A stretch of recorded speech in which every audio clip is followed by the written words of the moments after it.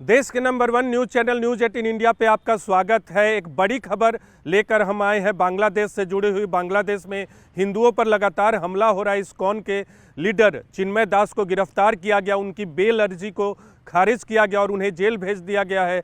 लेकिन इस बीच एक बांग्लादेश से बड़ी खबर ये आई है कि वहाँ के हाईकोर्ट वहाँ का सर्वोच्च अदालत है, वहाँ के हाईकोर्ट में एक याचिका दाखिल की गई है जिसमें ये मांग की गई है कि इस्कॉन पर प्रतिबंध लगाया जाए। याचिका वहाँ के एक वकील ने दायर की है और मीडिया रिपोर्ट्स का हवाला दिया है अपनी याचिका में, और इस याचिका पर हाईकोर्ट ने सुनवाई भी शुरू कर दी और सरकार का पक्ष भी जानना चाहा। लेकिन सरकार की तरफ से अटॉर्नी जनरल ऑफ बांग्लादेश ने कहा है कि इस्कॉन एक अलगाववादी संगठन है।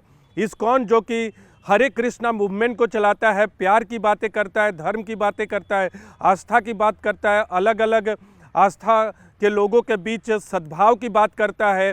इस्कॉन को लेकर एक बड़ा बयान बांग्लादेश सरकार की तरफ से वहाँ के अटॉर्नी जनरल ने कोर्ट में दिया है कि इस्कॉन एक फंडामेंटल संगठन है, यानी एक अलगाववादी संगठन है और इस पर बैन करने की प्रक्रिया सरकार की तरफ से जारी है। अपने आप में ये बहुत बड़ा बयान है। बैन करने की प्रक्रिया जारी है ऐसा मीडिया रिपोर्ट में कहा गया, लेकिन अलगाववादी संगठन है ऐसा कोर्ट में अटॉर्नी जनरल ऑफ बांग्लादेश ने बांग्लादेश की हाईकोर्ट में कहा है। जैसा मैंने बताया कि वहाँ के एक वकील ने इस्कॉन पर प्रतिबंध लगाने की याचिका दाखिल की है और इस याचिका में यह भी कहा गया कि चिटगांव और रंगपुर में इमरजेंसी लागू किया जाए ताकि वहाँ कोई भी अप्रिय स्थिति न घटे। वहाँ के वकील की तरफ से याचिका दाखिल की गई, अटॉर्नी जनरल को बुलाया कोर्ट ने और कोर्ट की तरफ से ये पूछा गया पहले कि आखिर सरकार की तरफ से क्या स्टेप उठाए जा रहे हैं इस्कॉन मामले में। तो अटॉर्नी जनरल की तरफ से कहा गया कि सरकार अपना प्लान तैयार कर रही है और मीडिया रिपोर्ट के मुताबिक बांग्लादेश सरकार की तरफ से कोर्ट में ये भी कहा गया है कि इस्कॉन पर बैन लगाने की प्रक्रिया जारी है। अटॉर्नी जनरल की तरफ से ये भी कहा गया कि राजनीतिक दलों से भी चर्चा की प्रक्रिया की शुरुआत हो गई है इस्कॉन मसले पे।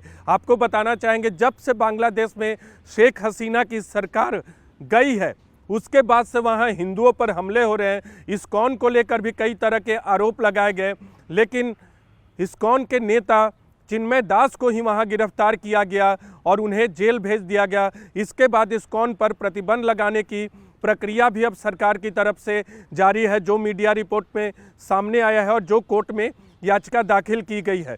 बांग्लादेश के हाईकोर्ट ने नई तारीख तय की है इस पूरे मामले में सुनवाई के लिए। सरकार से पूछा है कि आप बताइए कि आप क्या कर रहे हैं, और सरकार को जवाब देने के लिए एक दिन का वक्त दिया है। अगली सुनवाई 28 नवंबर यानी गुरुवार को है और कोर्ट इस पूरे मामले में सरकार का पक्ष सुनेगा। देखना होगा कि कोर्ट में सरकार की तरफ से क्या कहा जाता है और उसके बाद कोर्ट अपना फैसला सुनाएगा। लेकिन जिस तरह से शेख हसीना के जाने के बाद और नई कार्यवाहक सरकार आने के बाद, यूनुस सरकार के आने के बाद जिस तरह से हिंदुओं पर हमले बढ़े हैं वो अपने आप में चौंकाने वाले हैं।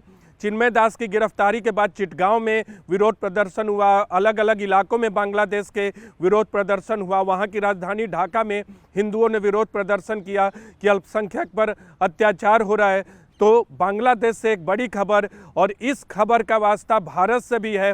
विपक्ष के दलों ने भारत सरकार से मांग की है कि सख्त कार्रवाई करे, दखल दे भारत सरकार और वहाँ जो हिंदुओं पर अत्याचार हो रहा है उसको रोके। विदेश मंत्रालय ने भी अपनी टिप्पणी की है। हालांकि बांग्लादेश की सरकार ने अंदरूनी मामला बताते हुए भारत सरकार और विदेश मंत्रालय की टिप्पणी को खारिज किया है। इससे पहले ट्रंप अपने चुनाव प्रचार के दौरान, जो आने वाले अमेरिकी राष्ट्रपति होंगे, चुनाव जीत चुके हैं, 20 जनवरी को अगले साल वो शपथ लेंगे, वो बांग्लादेश में हिंदुओं पर हमले पर चिंता जता चुके हैं।